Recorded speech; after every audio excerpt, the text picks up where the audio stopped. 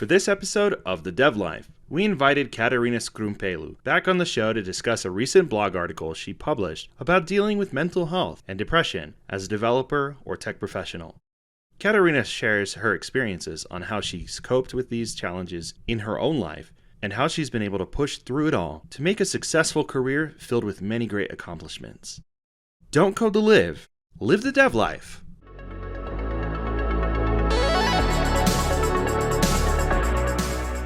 Hello, Angular community. I'm Jeff Gross, the CEO of Narwhal. We're proud to partner with the podcast to highlight the people who are doing great things in the Angular community. Narwhal has been a leader in the Angular community since Victor Safkin and I left the Angular team at Google to start the company back in 2016. Now we're joined by other leaders in the Angular community, including open source maintainers and Angular GDEs. We're also the proud creators and maintainers of the popular build framework NX. We work alongside Angular development teams to help them solve big organizational and architectural challenges, and to help their engineers develop a deeper understanding of Angular and NX in the process. If Narwhal can help your team move faster and level up, reach out at nrwl.io. Hi, Alyssa Nykel here, Angular GDE, MC at ngconf, and DevRel at Progress. Do you or your team need help leveling up their UI? Never fear, Kendo UI has you covered. Built from the ground up in not only Angular, but React, Vue, and jQuery. Each set has dozens of components. Angular and React have over 100. These include things like data grid, charts, spreadsheets, schedulers, and many more.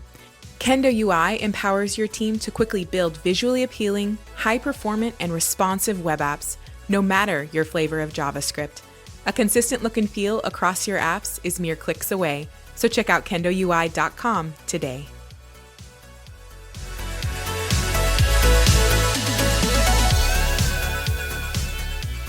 Hello, everyone. Welcome to your favorite Dev.Life. I'm Erik Slack, and with me today is my co-producer, Brooke Avery. Hey, everybody. And our repeat guest, or as Brooke likes to say, three-peat guest, Katerina Skroumpelou. Hi, everyone.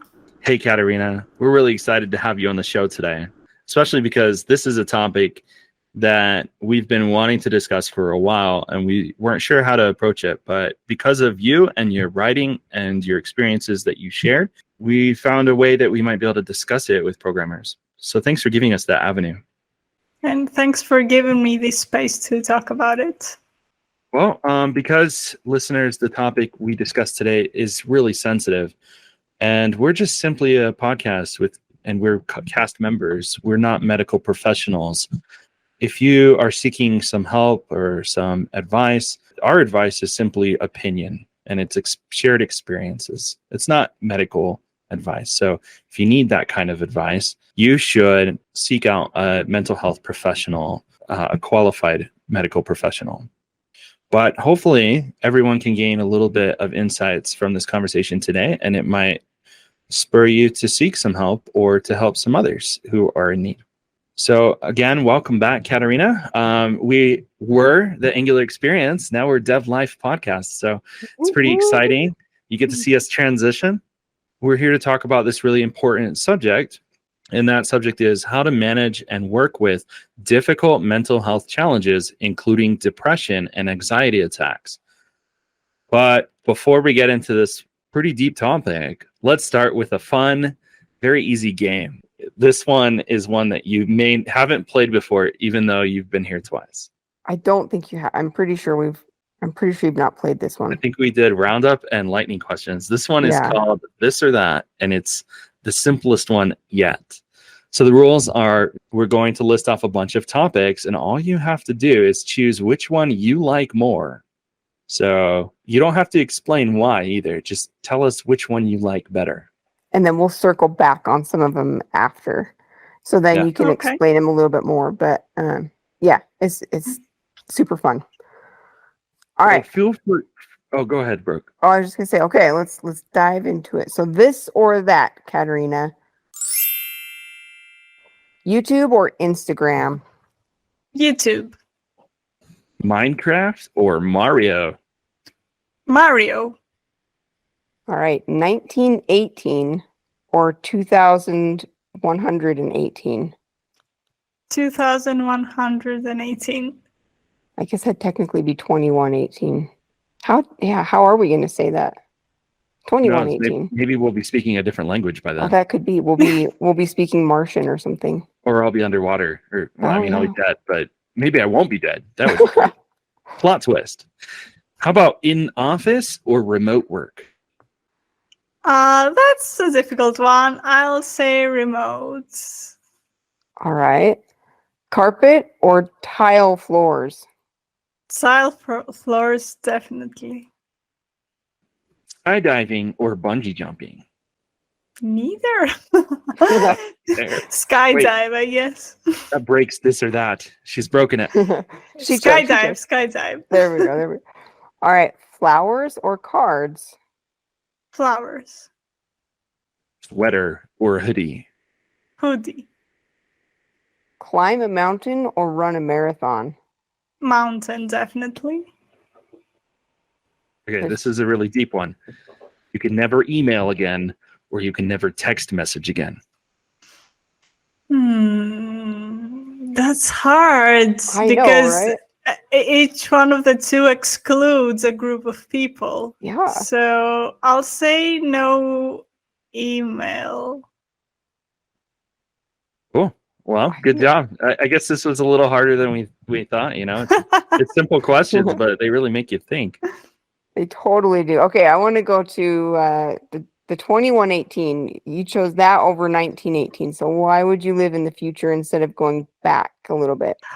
So 1918 was a tough year. I think it was just after First World War or in between the wars, depending on the country, I guess. So I'm sure it was a very tough year for humanity. So I wouldn't want to go there.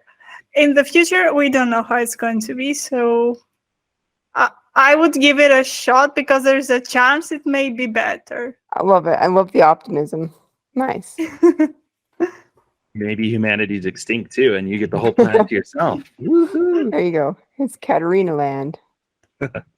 Another one that caught my eye was in the office or remote. It was a hard one for you to answer. So tell us a little bit about that. Yeah, so I've been working remotely for the past 4.5 years. And it's nice because I get access and I've met so many people from all over the world. I feel I've made friends all over the world. But I do miss the office life, right? So, for example, my boyfriend he was out with his colleagues for some drinks.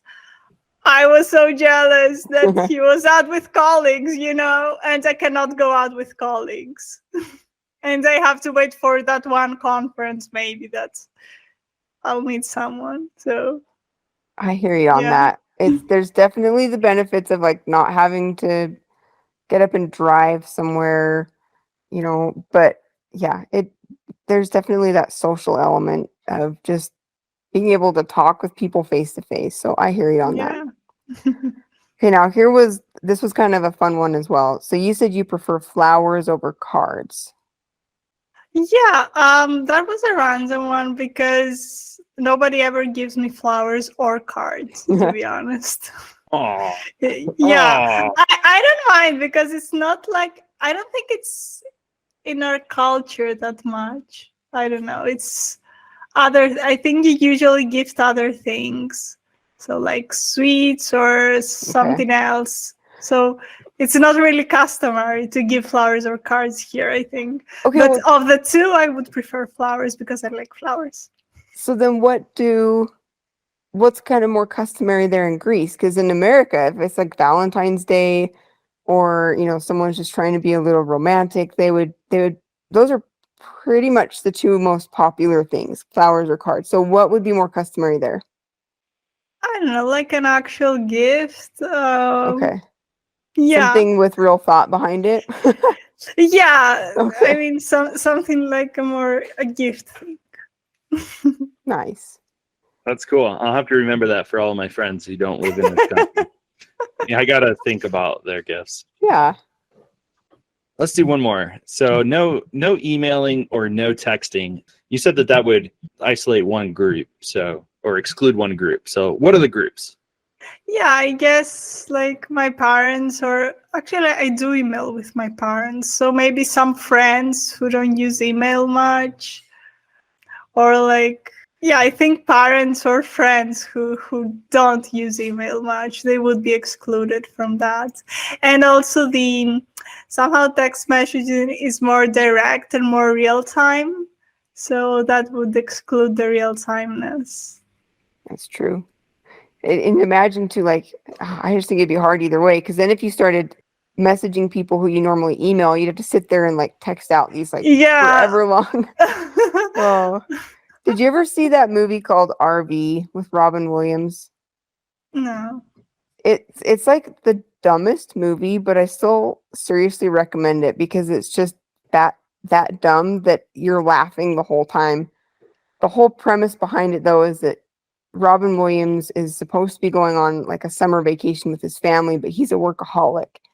And he's made this promise to his wife that they're going to go to Hawaii, but then his boss kind of like tags him down and says, "No, you have to come to this work retreat and show up and like make some sales deals and stuff." And so he tricks his wife and they don't go to Hawaii, but they end up going, they rent an RV, and he sells the whole family on this like, well, we don't need to go to Hawaii, we're just going to rent an RV and like, you know, travel across the country. And his family's like not buying it. They're like, whatever, we'd rather be in Hawaii. But anyway, on the trip he ends up losing cell phone service and he has to write an entire sales pitch report, and all he has is like his touch phone. And Oh so my he's sitting God. there typing it out and it's like hours later. But anyway, yeah, it's a good movie. I'll watch it. I like Robin Williams. Me Yeah, too. I'm down. Let's do a movie night. All right. Stream it together. Well, thank you, Katerina, for playing this game with us. And thank you for this interview we're about to have. So let's get into it. Yep.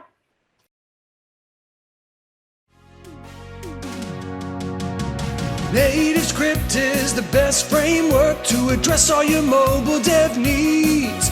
If you got a computer and basic web skills, you can make a native mobile app with ease. If you got an idea, you can make it come true. There are plugins galore, a big community too. If you love JavaScript, Angular and Vue, NativeScript has got a flavor for you. Visit nativescript.org today.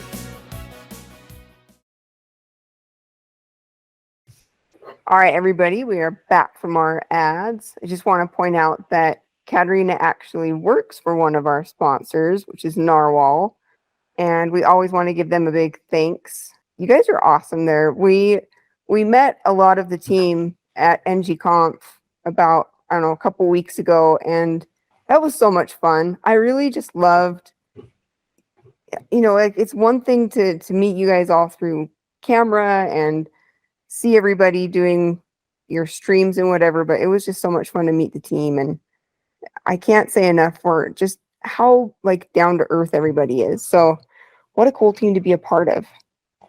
It is. Well, cool. All right. So as Erik was saying, we've had you on a couple times before. You're actually our second three-peat guest, which is, I love that. I love bringing back people.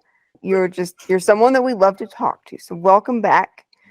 You were on season 2, episodes 6 and 14. So I definitely recommend, if anybody has not listened to either one of those or just one of them only, go back and check those out. But let's introduce you a little bit before we get into the topic. And like I said, like you're working at Narwhal. You're a senior software engineer there. Yeah, you're also an Angular GDE. And then you were, or are, I should say, the co-founder of Rev App, and then also the Angular Athens meetup. Is that still happening? You guys still meeting?